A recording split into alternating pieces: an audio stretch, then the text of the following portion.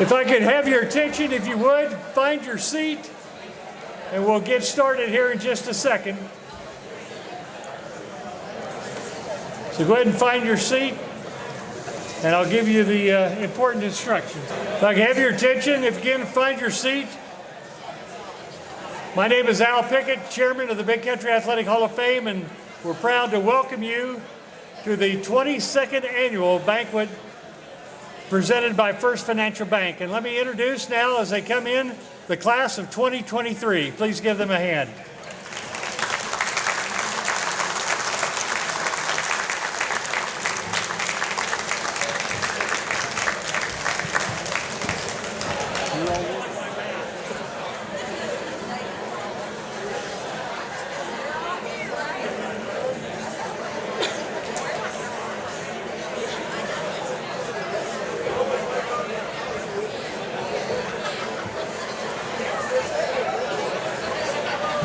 Again, thank you all for being here. Before we go through the line, let me just give you a couple things.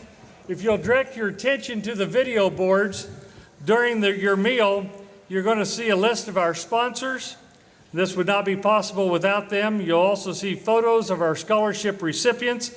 Every year we give 12 $1,000 scholarships, and the POP Foundation also awards 2 $1,000 scholarships. The recipients will be honored at a reception at the museum in the Mall of Abilene next Sunday afternoon. We've now given over $130,000 in college scholarships, so we're very proud of that fact. On your program, and also on the video board as it runs during the meal, is a message about Abilene Gives. Tomorrow is the Community Foundation of Abilene's annual Abilene Gives Day. Between 8 a.m. and 8 p.m. tomorrow, you can go online and make a donation to your favorite local charity. There's, I think, 160 nonprofits in Abilene, but we hope you would consider making a donation to the Big Country Athletic Hall of Fame. We're a nonprofit organization, and it's only through the banquet and through donations that we're able to keep our museum open 7 days a week and also provide the scholarships for graduating seniors from the Big Country. We thank you all for being here. I'll ask you to just pause for 1 second, and Josh Hardcastle, Director of the Big Country Fellowship of Christian Athletes, will deliver our invocation. Let's pray. Father God, I thank you so much for this night. I thank you for the men and women who have led their lives with grace and honoring you in everything that they do. I thank you for the things that they were able to do in their sport and their profession, but God, I thank you for their character that they showed off the field, for the things that they accomplished that nobody else got to see. God, we love you so much. We thank you for the ability to compete. We thank you for the gifts of sports. We thank you for bringing us here tonight. And God, above all, I pray in everything that we do and say that we can become just a little bit more like Jesus. In his name we pray. Amen. Thank you, Josh, and please continue eating as we'll get started with the program. Again, as I mentioned, a big thank you to our sponsors. Also a thank you to our board of directors. You'll see them with name tags around. Also a special thank you to our staff at the museum, Carol Sanderson, Bryson Shake, Scott Kirk, and Ann Floyd. They are all here tonight, so please give them a round of applause for all they do for us.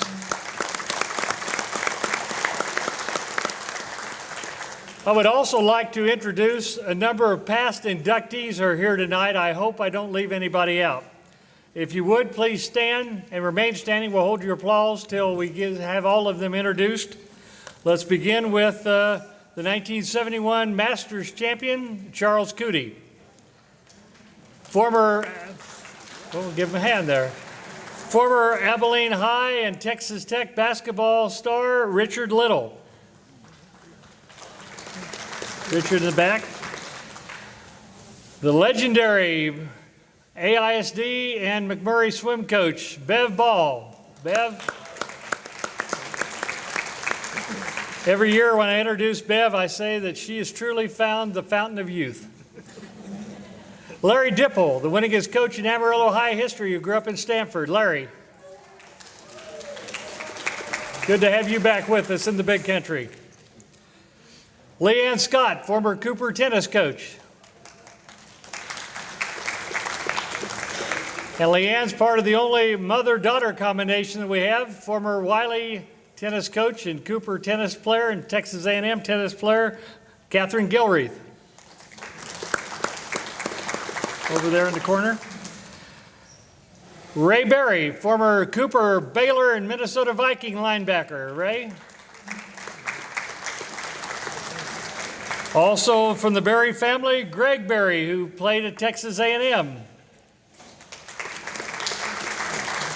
I love it when I drive by their business. We know who does well, whether the Baylor flag is flying or the Texas A&M flag is flying. Rick Myers is going in with his family, but Rick was one of the inaugural inductees into our Hall of Fame. Former tennis player. Former Abilene High, the winningest coach in Abilene High history, led the Eagles to a 2009 state championship, Steve Warren. Steve? Part of our legacy class last year, Gerald Galbraith, who played on the state championship team in the 1950s at Abilene High. To prove that we're an equal opportunity organization, we even let a referee in, Lynn Lohan, former Southwest Conference and WAC official. Did I leave anybody out? I hope not. Thank you all for being here. The Hall of Fame has a really interesting history. In 1988 and 89, the Abilene Independent School District held a Hall of Fame banquet and inducted 10 people, 5 each year. It was discontinued after the 89 banquet, however, and a group of us saw the need to honor the great athletes and coaches from the big country, and we resurrected the Hall of Fame in conjunction with TSTC, Texas State Technical College. We raised money for their scholarship program. Then TSTC backed away from it in 2009, so we formed a board of directors, became our own nonprofit 501c3, and opened a museum in the AISD administration building.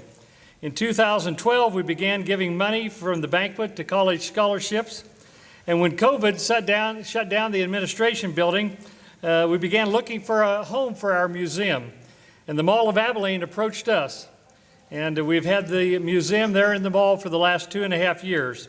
For the last 2 years, we've also held a reception after each sports season to honor the state medalist from the big country. And in January, we held our biggest celebration because we had a record this year. We had 4 state football champions from the big country in 1 year: Benjamin, Westbrook, Albany, and Hawley. We had more than 400 people attend that celebration in the Mall of Abilene, and K-Texas TV was very kind to put together a video highlighting the 4 state championships that we were able to show in the movie theater in the mall. With this year's class, we've inducted more than 220 people into the Hall of Fame. And as I mentioned, we have given more than $130,000 in scholarships. All the thanks goes to our sponsors and people like you who help support it. We think it's a wonderful cause and preserve the amazing sports history of the big country. We'd also like to remember 2 Hall of Famers that we lost in the last couple of months, Perry Young and Terry Southall, both stars on Gordon Wood's teams at Brownwood, have both passed away in recent times. So now let's get on with the program to honor the Hall of Famers. And we started a number of years ago honoring the legends, people who had competed more than 50 years ago, who had passed away. We wanted to remember them posthumously. This year we're honoring 3, so we can turn the lights down and turn to the video. We'll take a look at our legends as you look at the video boards.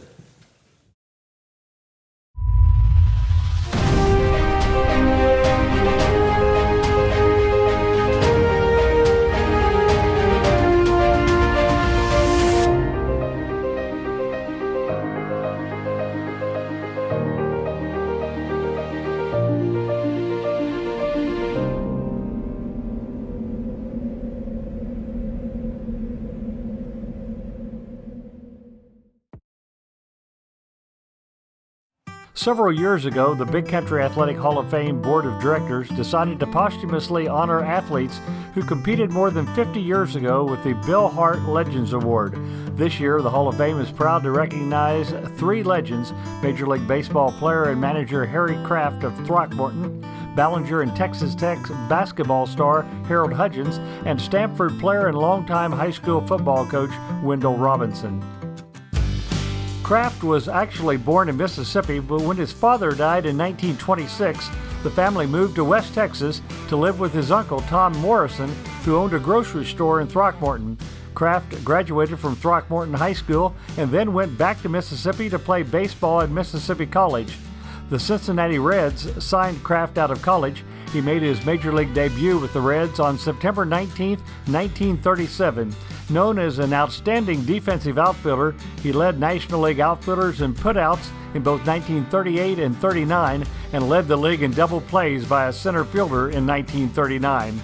Maybe the highlight of his career came in his rookie season when he caught a fly ball hit by Leo DeRocher in shallow center field for the final out in Johnny Vandermeer's record second consecutive no-hitter. The Reds, with Kraft in center field, won back-to-back National League pennants, but lost in the World Series to the New York Yankees in 1939 and to the Detroit Tigers in 1940. After serving in the Navy in World War II, Kraft played minor league baseball in the Yankees organization for 3 years. In 1949, the Yankees sent him to Independence, Kansas to manage their Class D affiliate, where his team included 17-year-old Mickey Mantle. Independence was the league champion, which meant a promotion for both Kraft and Mantle to Class C Joplin, Missouri the next year. Mantle led the league in hits, runs, and batting average and earned a promotion to the big league club. Kraft was promoted to manager of Beaumont in the Texas League for 2 years and then to AAA Kansas City for 2 years. In 1957, Kraft made it back to the big leagues as a manager. He managed the Kansas City A's from 1957 to 59, the Chicago Cubs in 1961, and was then named the first manager of the Houston Colt 45s in 1962. He managed Houston from 62 to 64. The Big Country Athletic Hall of Fame is the 5th Hall of Fame in which Kraft has been inducted.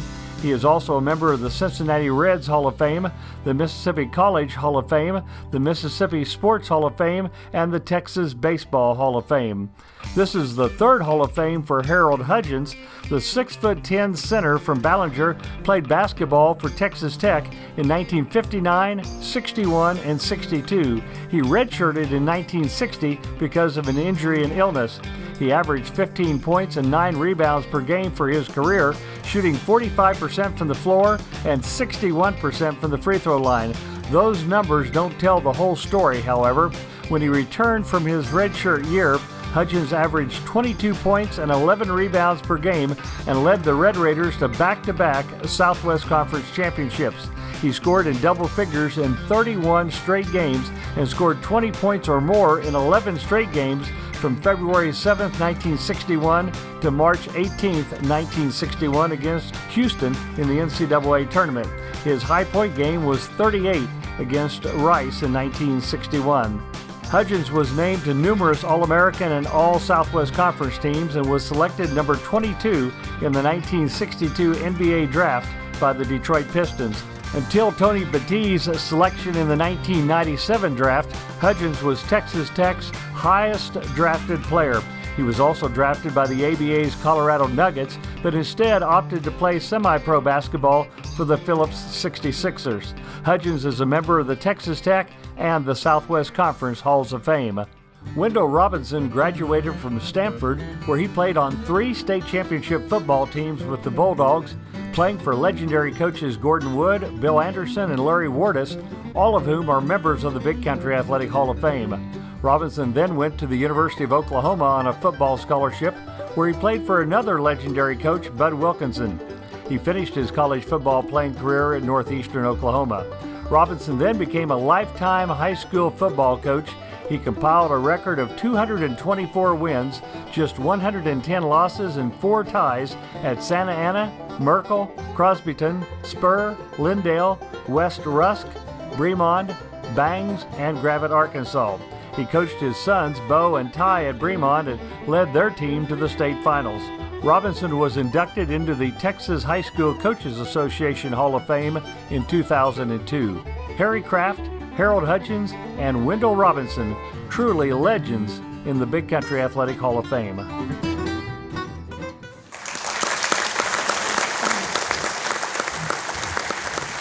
If we bring the lights back up for just a minute, we are very pleased to have some of the family members of those legendary inductees.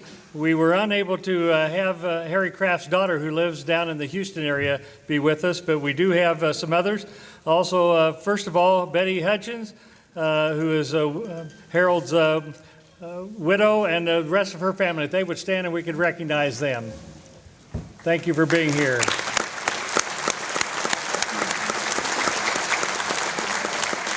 And Wendell Robinson's two sons, Bo and Ty, who have followed their father's footsteps, are now high school football coaches in South Texas and East Texas. If the Robinson family would please stand.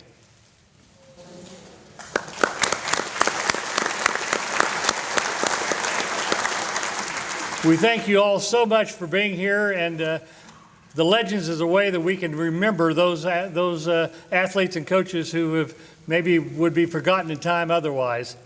Okay, if we can dim the lights again, and let's begin with our inductees, and we'll do it in alphabetical order. I guess that's the easiest way to do it, and that means Jarrell Badon is first, so turn to the video board as we see the introduction of Jarrell Badon.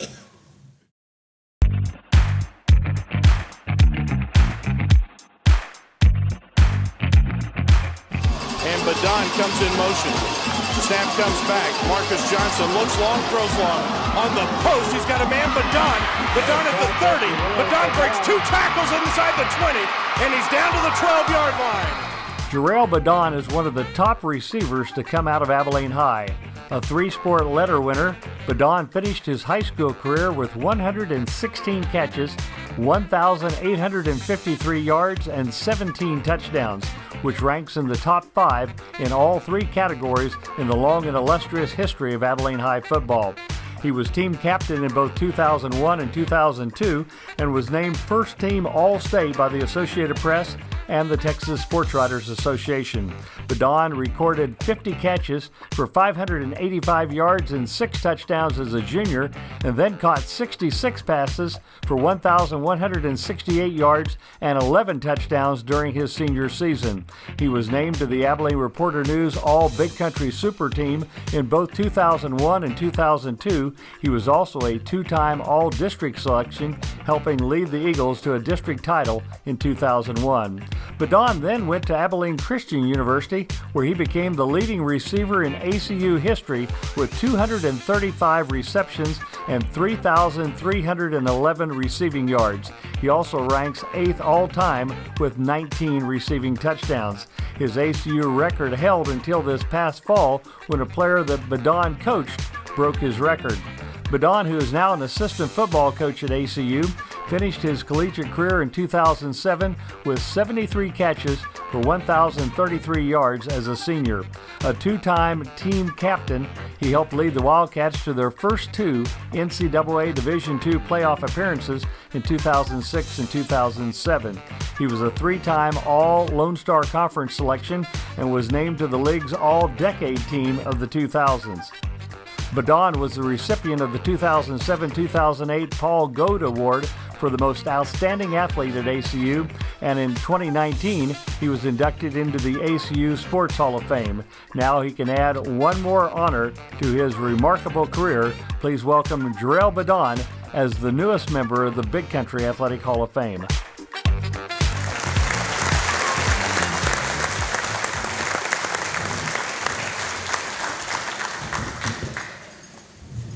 Picture, and I'll set this back at your table.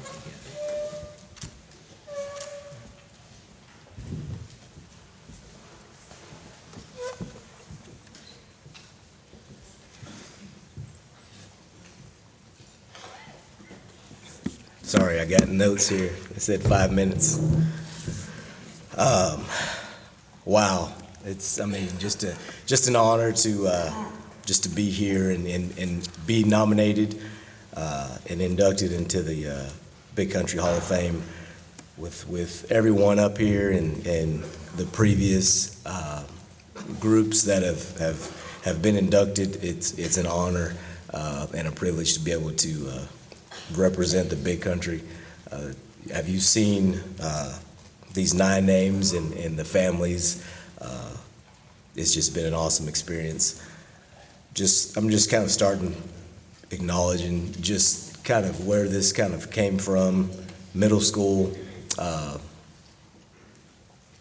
through high school, I'm still about 5'8", 100, I'd say 200, but the big part of it was, and my wife is kind of looking at me right now, and she's like, "You should have wrote a speech." This is my life. Like I don't need a speech, but just understanding what persistence and the commitment that not just myself, but a lot of these people that are up here gave to their craft. I just want to say thank you to Steve Warren and the Big Country Hall of Fame, the board directors, for nominating me.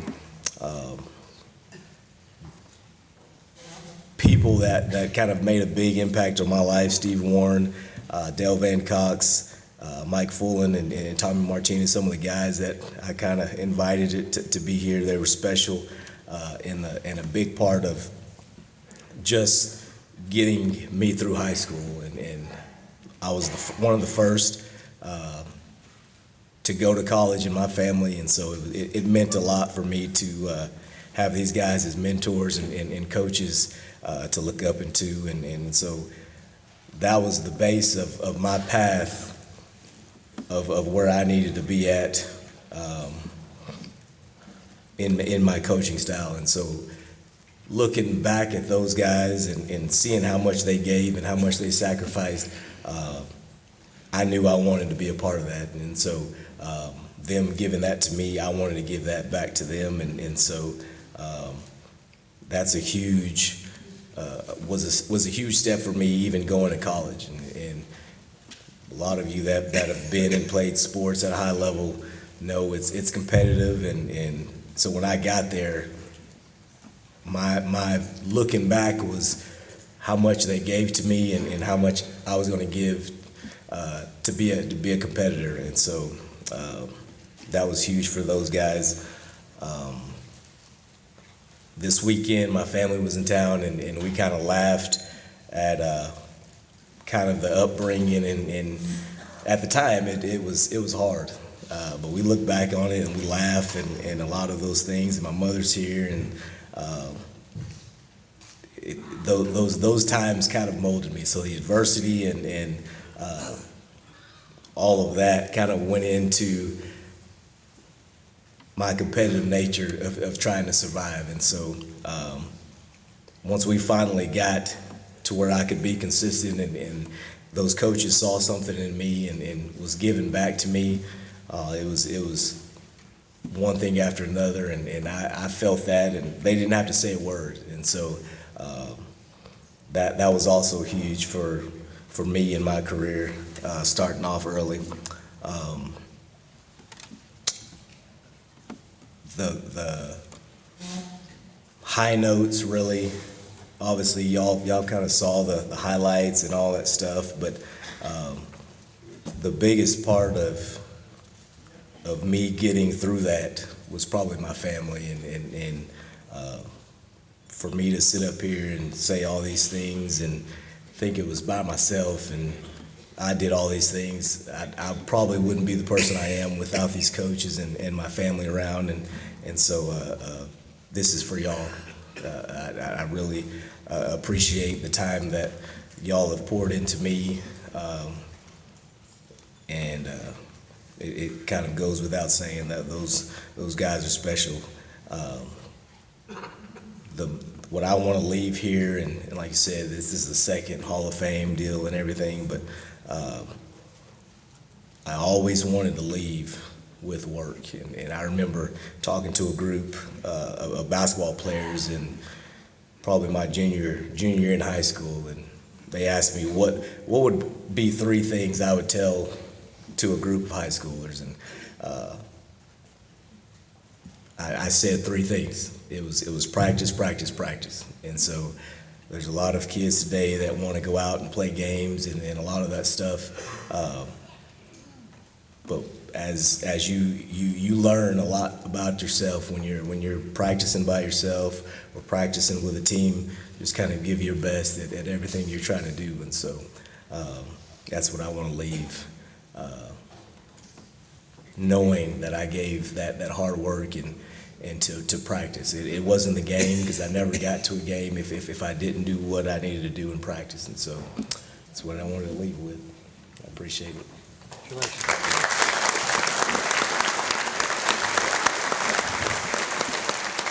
Next up, you've turned again to the video board, and Kim Gidley.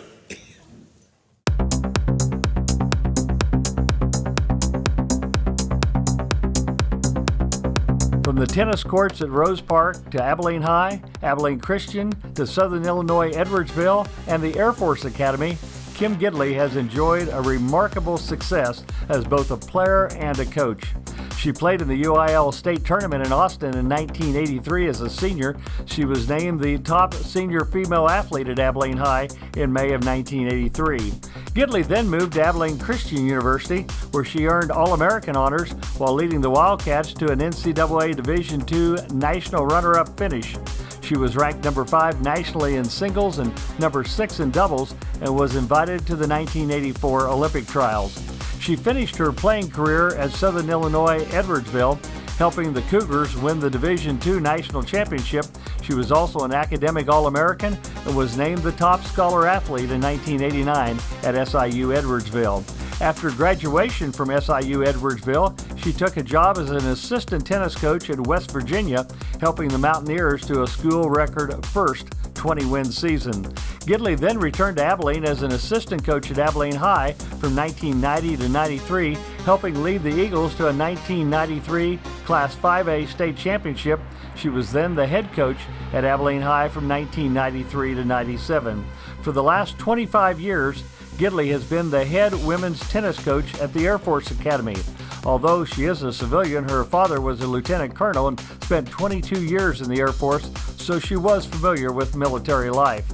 Taking over a program that had had very little success, Gidley has turned the Air Force Academy women's tennis team into a remarkable success. Going into this season, she had 338 career wins with the Falcons as the winningest coach in school history. She has had 3 20-win seasons, which is less than 12% of programs that actually accomplish that in a year.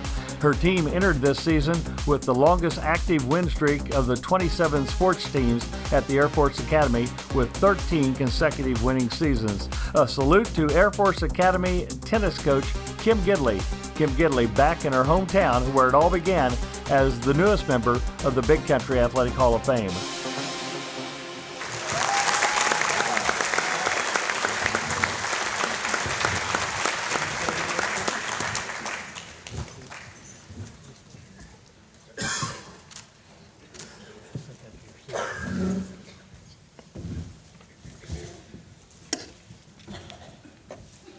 I may have to lower this just a little bit.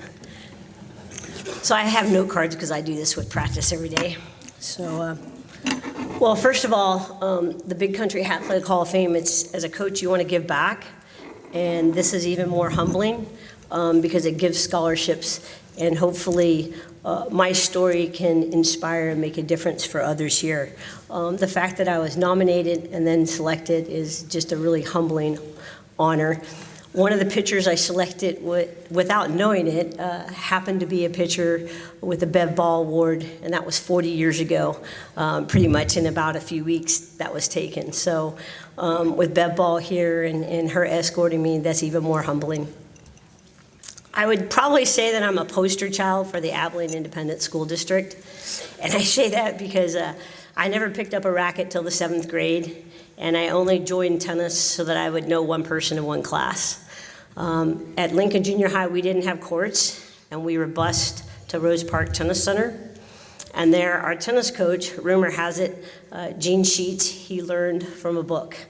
But he had great passion, and a life lesson that I still use every day is we did something every day, and if it rained or snowed, we went inside a gym floor, maybe with 100 kids, and we did skills. And that lesson has stuck with me and really made an impact on me as a player, because I tried to do something every day. And my dad would make a joke, are you gonna do something different today? Because he knew I was gonna go play tennis. In the 8th grade, I had a different coach, and he brought glamour because he played college tennis, and that was exciting.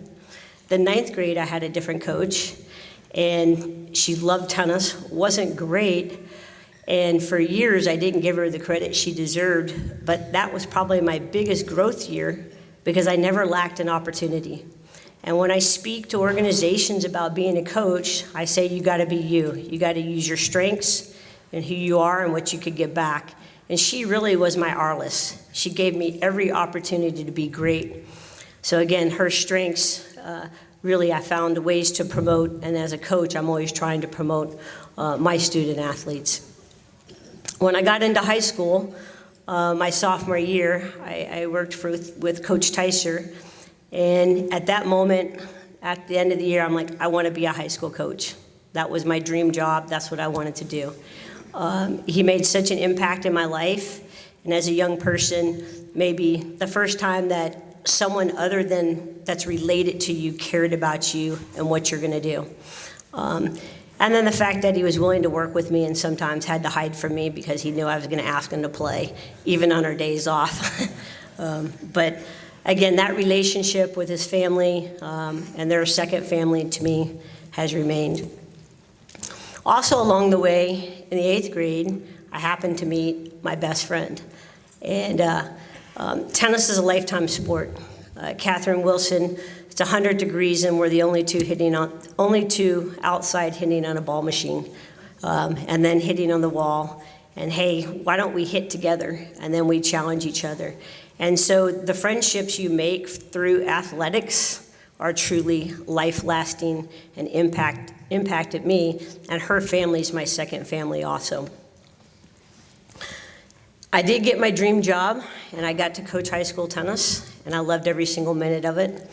And I'm very fortunate that I have a player that has that same relationship with me, Hayden Perez, who's gone on to be an amazing college coach. And all my stories turn out that people have given to me, but I'm the one that gets to receive, and I've always wanted to somehow find a way to give back. I also have, when I was going through high school, Joe Williams. I got to take lessons from him, and then I got to play for him at Midland Junior College. And basically it shaped, how I coached and how I wanted, the type of coach that I want to be. Rick Myers, who's on the board of directors and being inducted with his family and his brothers, who I grew up playing tennis with also.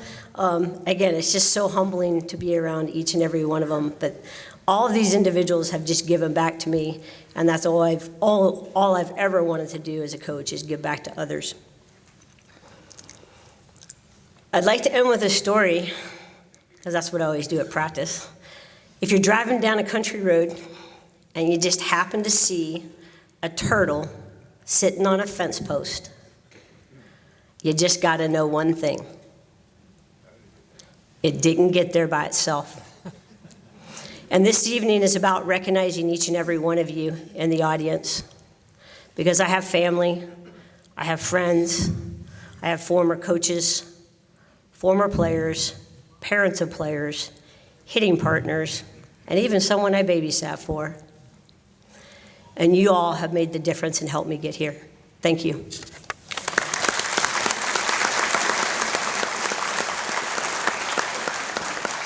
Thank you, Kim. Next up, Mike Kinsey, if you turn to the video board.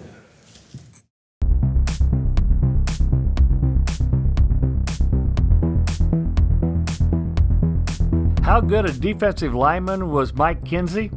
Fellow Big Country Hall of Famer Dallas Houston, who was the voice of the Brownwood Lions for 58 years, called Kinsey simply the best defensive player I've ever seen at Brownwood High School.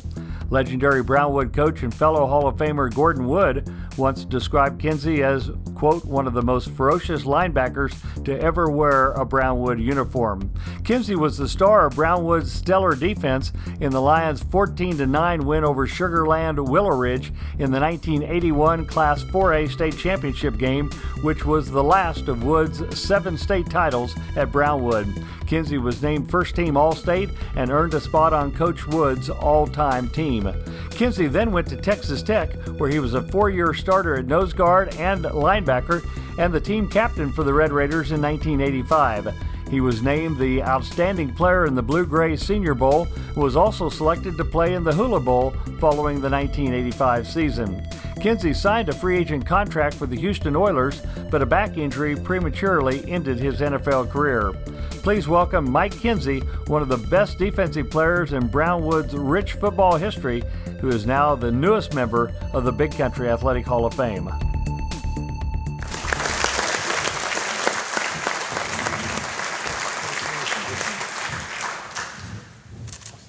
Okay. Thank you. Put my cheaters on here. Yeah, I want to first off thank the Big Country for recognizing me. Look at all the great athletes out here, and it's a big honor for me. Second, I want to thank God for giving me the ability and watching over me. And third, I want to thank my family for always being there tonight. And I also want to thank my wife. And when they told me we had 5 minutes to do this, she informed me, well, that'll give you 4 minutes and 30 seconds to tell everybody how good I am. Well, I'm here to say 4 minutes and 30 seconds is enough time. You've been wonderful. You keep me in line, which isn't very hard to do if people know me.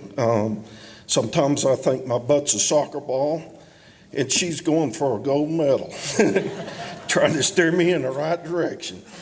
But no, honey, you're wonderful, and I appreciate everything you do. I was talking to one of the reporters, and they asked what was one of the biggest accomplishments. And I got thinking back on it. Of course, they went over some of the stuff. I'll go over a little bit. We got to win state in football. Huge. I went to state one year in 110-yard high hurdles, which a lot of people don't believe that, but defensive lineman was pretty fast. And I was going my senior year, but an ankle injury ended that. After high school, I got to play in 2 all-star games, high school all-star games. College, I got to start as a freshman, played 4 years. I got to play in 2 all-star games after college. Of course, I got to go to combine camp. I signed with the Oilers, and then just a brief stint with the Kansas City Chiefs. And then I got to thinking, was that one of my biggest accomplishments? But then I got to thinking about all the coaches who worked with me over the years. And I'll throw just a few names at you and let you know that Gordon Wood, Ken West, Morris Southall, Greg Sherman, Jerry Moore, Spike Dykes, Dean Slayton, Barry Switzer, Jerry Glanville, Floyd Reese, and Joe Paul Young. I mean, that's a pretty good resume. And then I got thinking about all the great players I got to play with or against.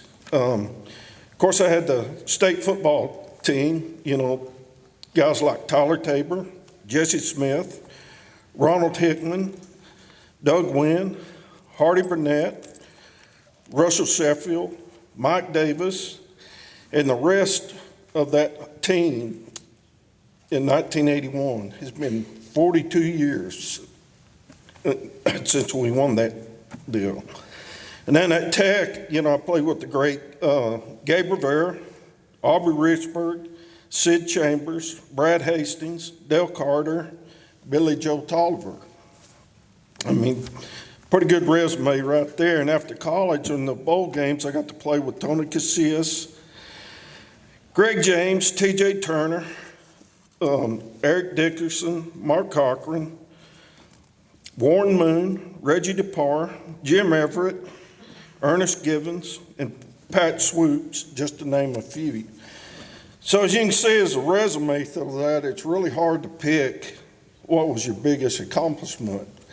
But if I had to pick anything, it would have been the state football team, because I think there's 1, 2, 3, 4, 5, 6 or 7 guys from that original team that are here tonight. And I appreciate the Big Country for recognizing us, and thank you.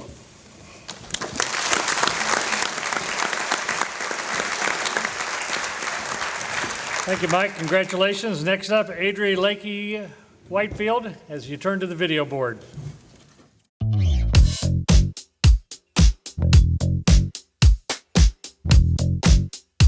To win a national championship is a tremendous feat. To win 3 different national titles in 3 different events in 3 different years, well, that's absolutely amazing. That is exactly what Roby's Adri Lakey Whitefield did in her remarkable track and field career at Angelo State. A state champion in the shot put and discus in high school at Roby, Lakey won the national title in the hammer throw at the NCAA Division II National Track Meet as a sophomore in 2007.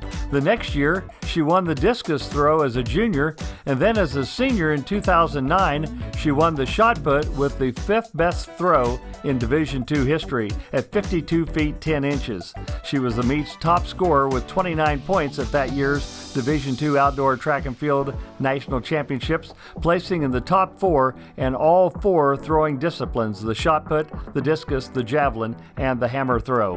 A 4-time All-Lone Star Conference selection, Lakey led the Ramblers to the conference championship as a senior. She earned the conference title in the shot put, placed 2nd in both the hammer and javelin, and was 3rd in the discus. She was named the Outstanding Female Field Athlete at the LSC Championships 3 years in a row. She was also named LSC Female Athlete of the Year for the 2008-2009 school year, and was also nominated for the Honda Award, which honors the Division II Athlete of the Year in women's collegiate athletics in 11 different sports.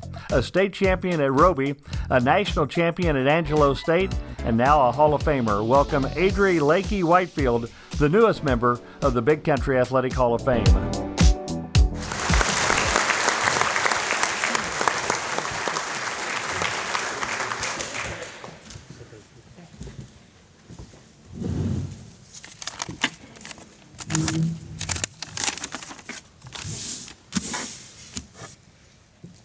I'm honored to accept this award and be the first to represent Fisher County. It was and still is a blessing to be a part of a small community with a lot of support. I want to thank God first and foremost for blessing me with my talent and ability. Without it, my journey I took in life would have been a lot different. I want to thank my family. My family has always been there, right by my side, and never missed an event my sisters and I had. Thank you for everything. I love y'all so much. Thank you for the person who believed in me enough to nominate me, and for the board for voting me in.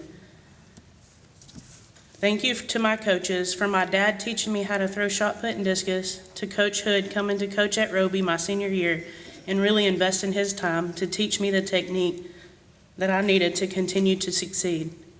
Thanks to Coach Reed and Coach Dibburn for helping me to excel through college, and for my teammates that pushed me to be better and always made training so much fun. Athletics has always been the driving force through school, whether it be junior high, high school, or college. I have a love for track that still runs wildly through my blood. The lifelong friendships that were made because of sports, I'm forever grateful for. I enjoy helping motivated kids that want to learn and work hard to get better. Sometimes while I'm training these kids, I feel like I need to show them how to do it. It's not a very good idea. I sure pay for it the next day. I hope my kids one day enjoy the competition, fellowship, and joy of accomplishing something they truly love, as I did. Thank you so much for this opportunity to stand before you today. Accepting this award is an incredible experience. Thank you all so much.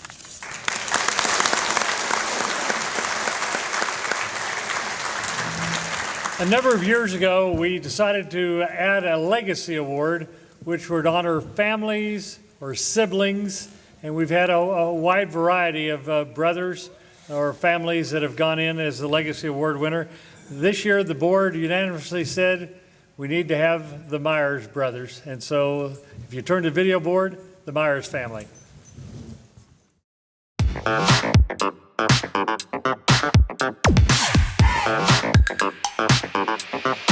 This year's Legacy Award goes to the Myers brothers, Chip, Mike, Rick, Scott, and David, who would certainly have to be considered the first family of tennis in Abilene.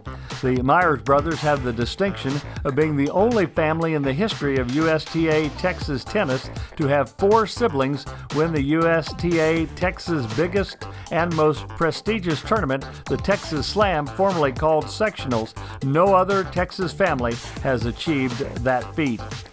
4 of the 5 brothers earned full college scholarships to Division I universities, and the only reason the 5th didn't was because he wanted to concentrate on his architecture at Texas A&M. 4 of the 5 were ranked number 1 in doubles, and 1 was number 1 in singles. All 5 brothers were ranked in the top 40 in Texas in singles, and 3 were ranked in the top 15 in Texas in singles. Here are some of the highlights of each of the Myers brothers. Chip was ranked number 1 in doubles in Texas in 1959 and 64. He and his partner Ronnie Fulweiler won Abilene Cooper's first district title of any sport when they captured the district doubles title in 1960. Chip played tennis at Baylor from 1964 to 68 and was runner-up in the Southwest Conference in doubles in 1968. Mike, who is deceased, played tennis for 2 years at Texas A&M. He was ranked in the top 40 in Texas as a junior tennis player. Rick, who was one of the inaugural inductees in the Big Country Athletic Hall of Fame, was ranked number 1 in Texas in both singles and doubles, and number 7 in the nation in singles and number 21 in doubles. A 3-time All-State selection, Rick was the individual state singles champion in 1976 and the state singles runner-up in 1975. In 1976, he achieved a playing record of 63-0, which is still a UIL record. He also played number 1 singles and number 1 doubles at Cooper as the Cougars won 2 state team tennis titles and finished runner-up 1 other time. Rick was a 4-time All-Southwest Conference selection at TCU. He played 3 years on the Pro Tennis Tour, playing in all 4 Grand Slam events. He is a member of the Texas Tennis Hall of Fame and has been a teaching pro in Abilene for more than 4 decades. Twins Scott and David were the state doubles champion at Cooper in 1982 and state runner-up in 1983. They were ranked number 1 in Texas in doubles. Scott played number 1 singles and David number 2 singles, as well as the twins playing number 1 doubles for the Cooper team that won a state team title in 1982 and was runner-up in 1981. Both were 2-time All-State selections. Scott played tennis at TCU. Scott also earned All-Southwest Conference honors at TCU, and the Horned Frogs were ranked in the top 10 in the nation during the time that Rick and Scott played at TCU. The Myers brothers, the first family of tennis in Abilene, now members of the Big Country Athletic Hall of Fame.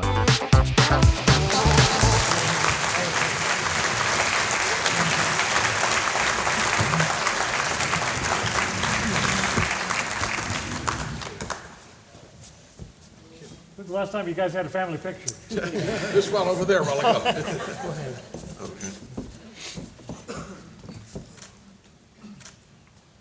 Now, they drew straws who was going to speak, and I understand the twins each said they'd take, well, one of them said they'd take 2.5 minutes, the other one was limited to 2 minutes. So, all right, put us on the clock.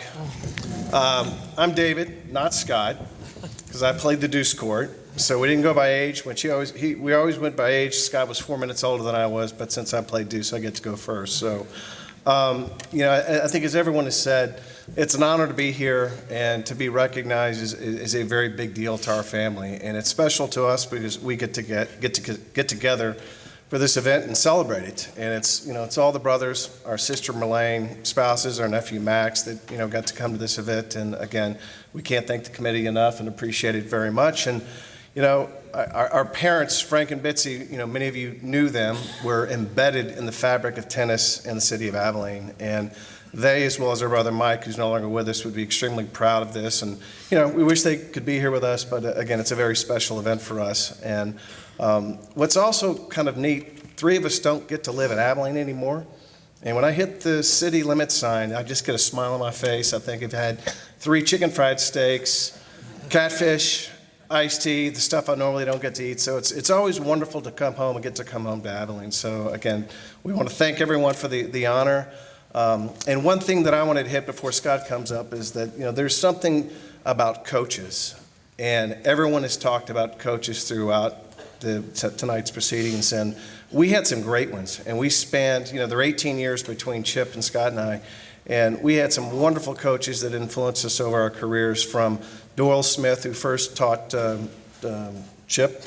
Ike Gross, it was a huge influence on Rick. I think they spent more time hunting and fishing than they did actually on the court.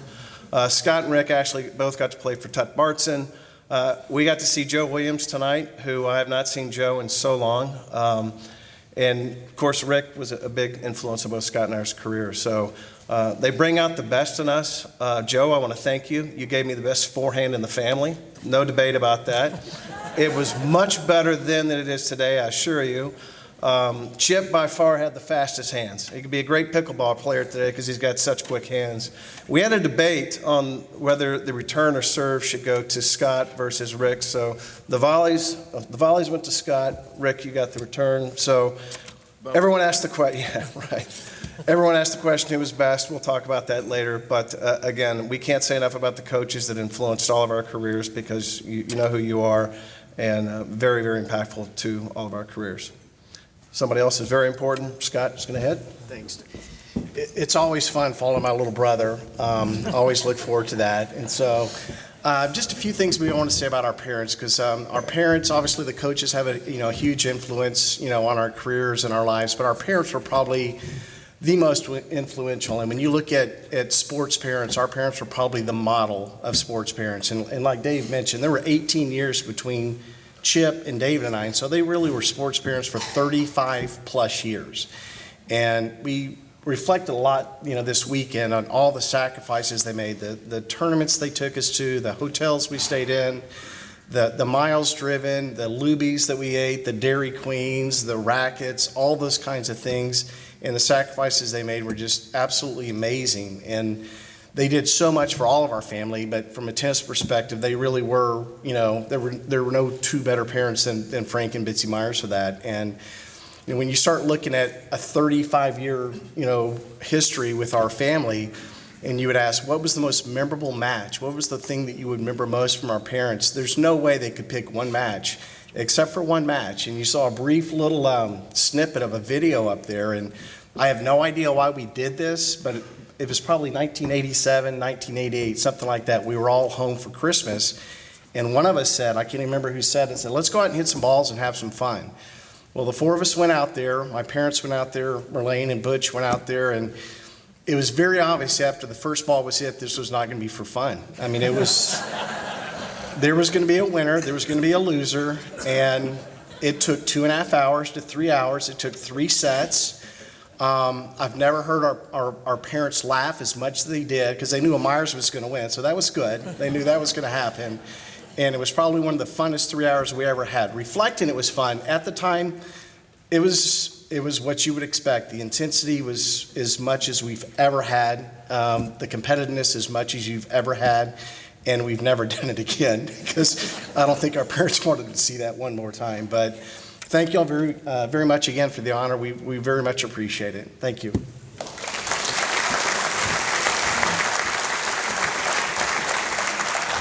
Okay, next up, as you turn to the video board, and David Salas.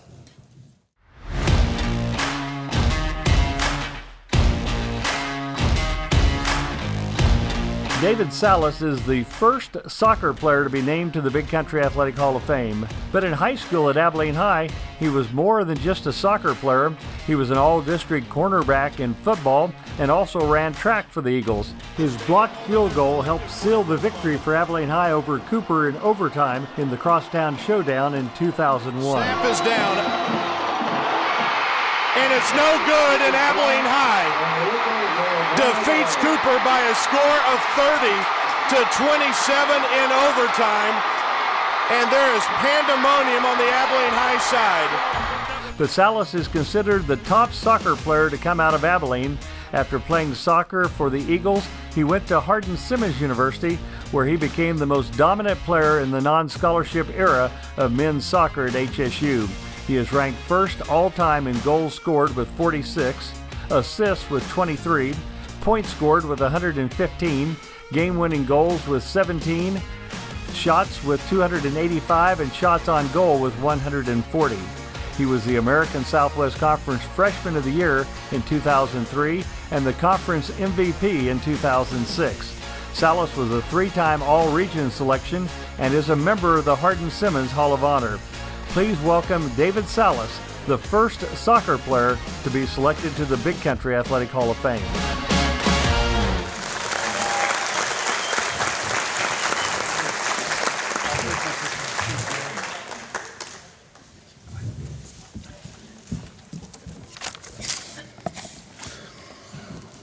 I want to start off with thanking everybody that came in to honor me. And also, I want to thank the Hall of Fame committee for allowing me to be here. I know there's a lot of athletes out there that even I played with and I've seen growing up that could easily be up here where I'm at. So I'm honored to be up here, and I hope I represented the Big Country well. And I want to start off with thanking my parents. My dad, who actually passed away, he's not here. He did a lot. He worked hard for me to travel and play soccer and play football. So thank you to him. And then my mom, Loopy, and my mom, Patsy, for always being my big cheerleaders. They're always at my games yelling at me, cheering me on, and then also encouraging me to chase my dreams. So thank y'all too. And then my wife. I've been with my wife since middle school, so I've known her for a long time. I actually like to brag on her. She actually is very athletic. She won a national championship at Angelo State, and also won the female award, most athletic female in high school. So just to brag on her a little bit, because I love her to death, and I know she'll do the same thing for me. And then I have two beautiful kids with her, Aiken and Ace, who are both athletic and both play sports. And Coach Fullen, if you're back there, my son does play a little defensive back, so hopefully we'll see him soon. And my brother Joe, my big brother Joe, thank you for always being rough with me, pushing me down, beating me up, keeping me humble. I know you're keeping me humble, so thank you for that. I love you, and thank you for everything you did for me. And my sister Amy, who is my little sister, who I could always talk to and call, and if I needed somebody to talk to, she was always there. And then my older sister Angela, who always kept me in line and made sure I stayed out of trouble. So that was half the battle, I think, in trying to play sports. You're trying to keep out of trouble and try to play sports as much as I could. And then also my aunts and uncles and my wife's family, who I was involved. I was with her for a long time, so they were very involved. They show up to all my events, and I thank y'all for being so open arms to me and allowing me into your family. So thank y'all. What I want to talk about with this award is three things, a combination of three things that it meant to me when I was told I was going to be put in the Hall of Fame. One is hard work, working hard, never giving up, and believing in yourself. And two stories I want to talk about that represent that. One is the field goal block. There's a story that goes with that. Coach Warren and Coach Fullen at practice one day came up to the team and said, hey, we're going to work on special teams. And they told us the reason why they wanted to work on special teams. It was because they knew that if we worked on special teams, it could help us in a crucial game or a tight game, and it could help us to win. So, they said, Salas, you're going to be blocking field goals. So I worked on blocking field goals every practice on that hard ground, not that nice turf that they have now. So, over and over practice, we did it every day, blocking field goals. And I got good at it. I probably was blocking 2 or 3 in practice, and I think I ended up blocking 6 or 7 in the season. But it came down to the Cooper game that you saw in the video. Cooper had a chance to tie us up. Coach Fullen actually called timeout and brought the team over, and he said, Salas, well, actually, I'm not going to tell you what Coach Fullen told me. He said, Salas, go block that field goal. So we go on the field, and my teammates are yelling, this is what we practice. This is what we practice on. This is what all we did in practice. You got this. And I believed in myself. I was actually shocked I didn't block a field goal prior to the last one, but my teammates believed in me. My coach believed in me. I had a good chance, and I knew I was a good chance of blocking it. So I came around the corner, blocked the field goal, highlight of my career. And it's, a lot of people talk about it, but they don't talk about what the coach did for me. You know, he prepped me for it. He allowed me to be successful.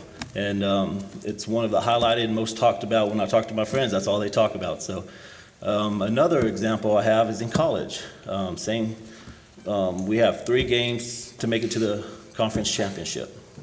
And I was actually struggling scoring, so my coach in Hardin-Simmons, Coach Hager, which I love, is a really good coach and one of my favorites. He pretty much talked to me on the side and said, "Hey, Solace, you're my captain, you're my senior, you're my goal scorer. You're going to need to score for your team in every single game." And he prepped me. He worked on one-on-ones. He worked on beating people, going through double teams, crosses, corner kicks, prepping me for the conference championship. First game comes up, we win 1-0. Second game comes up, and this is you have to win or you're knocked out. So the second game comes up, we're actually playing Coach Banquet, my coach in high school, and it's Mary Harn Baylor, and I end up scoring the game-winning goal to move us to the championship.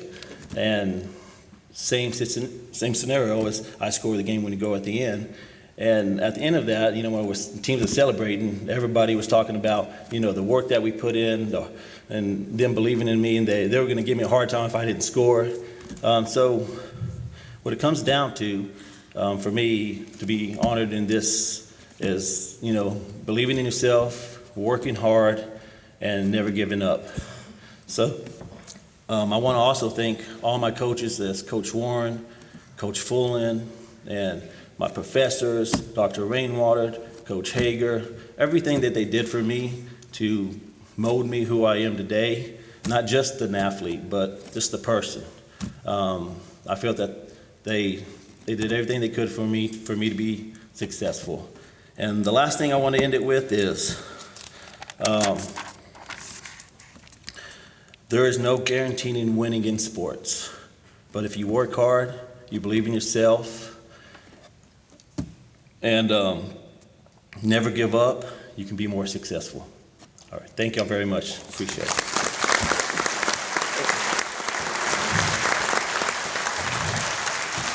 For those of you, I covered David in high school, and his wife, Erin. I would think somebody ought to be investing in their children. That's probably some pretty good athletes coming along. Okay, next up, the person I met on my first day in Abilene, Coach Hugh Sandifer.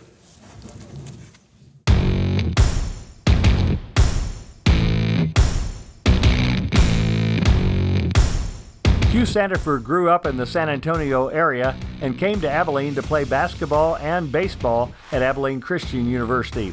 He took his first coaching job at Wiley in 1979, planning to stay for 1 year. Well, that 1 year turned into 41, and his name became synonymous with Wiley High School and athletic success. The football stadium at Wiley is now named Hugh Sandifer Stadium. Consider this. Sandifer began coaching at Wiley when the entire small country school, kindergarten through high school, was on one campus on the corner of Antley and Buffalo Gap Road. He worked for 6 superintendents and 9 principals during his tenure at Wiley, guiding Wiley through its remarkable growth to eventually become a Class 5A school. He started out coaching junior high football, JV basketball, and head tennis coach. He was then named the head basketball coach at Wiley, a job he held for 13 years. After the first 4 years, he was also named the head football coach and athletic director. He remained the varsity basketball coach for 9 more years, handling both sports. In 1994, Sandifer led the Bulldogs to the Class 3A state semifinals and the first of 3 straight 11-win seasons.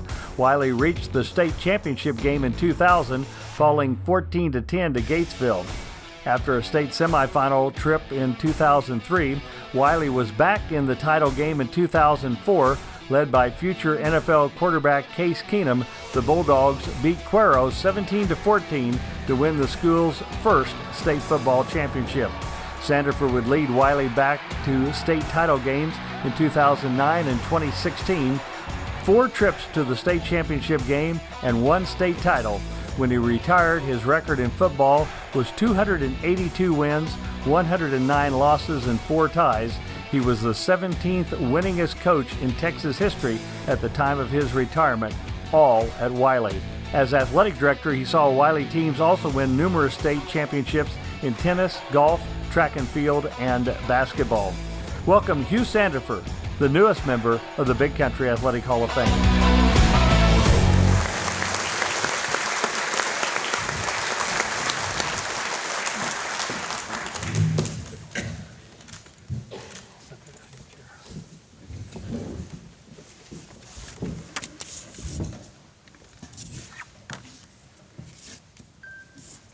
Thank you very much. I'd like to start out by congratulating the other recipients tonight. What a great group. We've had some fun on our end of the table. I won't tell them what Mike's been telling me, but the board and the selection committee, thank you. It's quite an honor and a very humbling honor. You know, when you get up here and you coach team sports your whole life, you accept this for a lot of people. And I want to thank some of those people tonight, and I do accept this award for all of those people. First is my family, my wife Brenda. Thank you, love you. She's the reason I'm up here tonight. Believe me, a coach's wife, that's not an easy gig. Go ask one of them if you think it is. But thank you for everything you've done. My daughter Dakota and her husband, Zach, and their two children, Kennedy and Bowen. I would bet that Kennedy may be the cutest little girl in here tonight, just personal opinion. My daughter Madison, and also my mother-in-law Shirley Bowen, and my sister-in-law Bridget Price are here tonight. Thank you. You know, there's friends of my family and friends of Wiley High School that have been very dear to me and have meant a lot of things to me through my life at Wiley, and the Enzers, the Howards, the Lahans. Thank you so much for being here tonight. You know, coaches, I hear these guys talk about coaches, and believe me, I knew I wanted to coach when I was about 8, 10 years old. And the reason was guys started throwing curveballs. And, you know, you can hit a fastball when they throw curves. You don't dream of playing for the Yankees. You dream of coaching now. So coaches have been, they were more than role models to me. Coaches they were my heroes. And I love it, listening to all these people talk about coaches and those that are our coaches. And tonight I've got so many coaches that I was blessed to coach with every day. Men and women that were in those pictures. Thank you guys and ladies for just everything you did for us at Wiley and just letting me go along for the ride with you. The coaches and their coaches' families mean so much to me. You know, the players, I was talking to Jarrell before and talking to Coach Warren. I said, you know, if we didn't have great players, we wouldn't be up here. You know, and I was blessed to have a lot of really good players, but more importantly, I was blessed to have a lot of good guys that had great parents, great families, great support at Wiley, and they lead to things like this tonight. You know, I tricked my wife in 1979. I told her I was going to Wiley for 1 year. I also tricked Wiley because I stayed 41. But Joey Light's here tonight, our superintendent, and thank you, Joey, the administration, the teachers, the staff. Man, we had a lot of fun through a lot of things and a lot of great memories. There was a couple pictures, and I think I'd be remiss if I didn't thank the football officials that I got to work with. There's a few officials here tonight, and people always said, what was the deal? What did you have against those guys? I had nothing against them. A lot of them are really good friends of mine. But I always want them to be as intense as the players and the coaches when they came to work the game. And believe me, it didn't take long. They got pretty intense within about 3 or 4 minutes of some rear end chewings, I guess. But I had a great respect for them and loved working with those guys. I also tonight want to close with a little story, and it's also about, I know Coach Gordon Wood's name has been mentioned several times tonight. Coach Wood was a graduate of Wiley, and of course, 1986, the day I met Al, was Meet the Bulldogs at Wiley High School, and it was the first time I was ever the head coach. Well, it was the first year Coach Wood was not coaching football. He had retired at Brownwood. So they brought this famous alumni, winningest coach in the world at that time. He had won more than anybody in Texas and the universe, and here's Gordon Wood, who luckily I got to be a great friend of, and he was a mentor of mine, but he gives the talk, and then I introduced the team. And so I introduced the varsity individually, and we go off the field, man, my chest is thrown out. I'm thinking, Gordon Wood's here. And he's the man, and he got to meet my first team, and his first question to me was, he said, "Hugh, was that your varsity?" And Mike, you know what I'm talking about. I said, "Yes, sir, that's my varsity." And he said, "You're not going to be very good." Those are his exact words. Well, he was a friend of mine, like I said, and a mentor, but it taught me something, and I kept it kind of to myself and on my heart every year we started the season. It really didn't matter to me what they looked like when you started the season, but if they have coaches that love them and believe in them, some amazing things will happen. So thank you very much.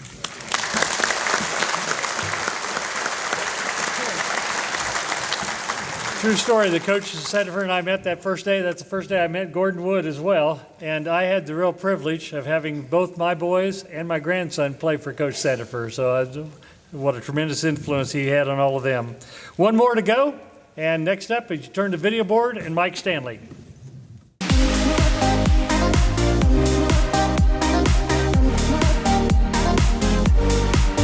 Mike Stanley's success in golf began at Cooper High School and continued at the University of Houston and then on the PGA Tour. He was a state qualifier for 3 years in high school, playing for Cooper's first state title team in 1982. He was a regional champion as a sophomore and a top 20 finisher at state, and a regional runner-up and 5th at state as a junior. He was the district and regional champion as a senior, placing 4th at state in helping the Cougars capture the first of 3 consecutive state championships. He was an All-American at the University of Houston in 1986 as the Cougars won an NCAA national championship. He turned pro in 1986 and earned his PGA Tour card in 1991 with a 16th place finish at the Tour qualifying school. Stanley played on the PGA Tour from 1991 to 99 and then split time between the PGA and Nationwide Tours from 2000 to 2008. He had 35 top 25 finishes and 12 top 10 finishes on the PGA Tour. His biggest success came at the Freeport-McMoran Golf Classic in New Orleans. After tying for second in New Orleans in 1992, he claimed his only PGA Tour win in New Orleans the next year, finishing 1 stroke ahead of Russ Cochran and Payne Stewart. He placed 5th in the New Orleans event in 1995 as well. Stanley also had a runner-up finish in the 1997 Deposit Guarantee Golf Classic. His best finish at a major was a tie for 16th at the 1993 U.S. Open. The Big Country has a rich history of winners in professional golf, from Charles Cootie to Bob Estes and John Paul Kane, and now you can add another name to that list, Mike Stanley, the newest member of the Big Country Athletic Hall of Fame.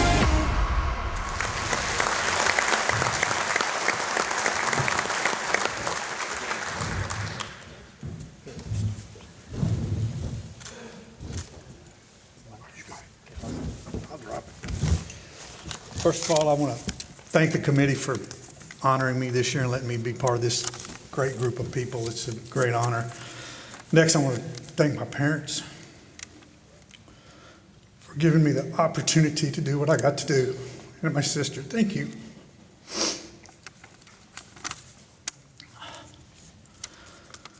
Mr. Cootie's in here somewhere. He was a huge help also for me to get to do what I got to do. Thank you, sir.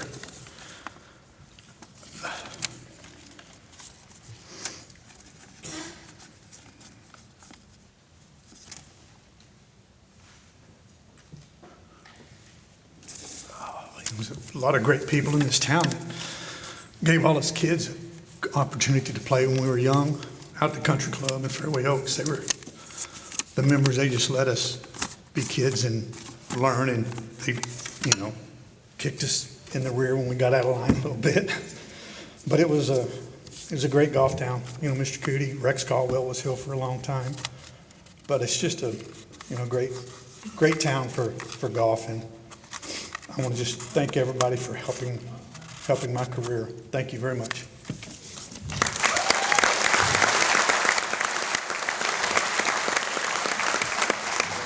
We've been at this 22 years. I've been involved in the selection of the group, and every year I think we've got a great class, and then The Reporter News does the stories about them, and we do some research, and they end up being a whole lot better even than I thought they were. And this is another great example. How about another hand for our class of 2023?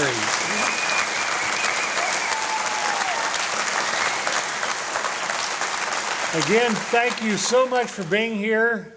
A reminder that the museum is open in the Mall of Abilene 7 days a week, from 11 to 7 on Monday through Saturday and noon to 5 on Sunday. We're very proud of the fact that we have the chance to honor the great stories. I just finished recording commercials for a radio station today and telling, you realize we have 5 members of the Pro Football Hall of Fame. We have 3 Olympians, and the list goes on and on.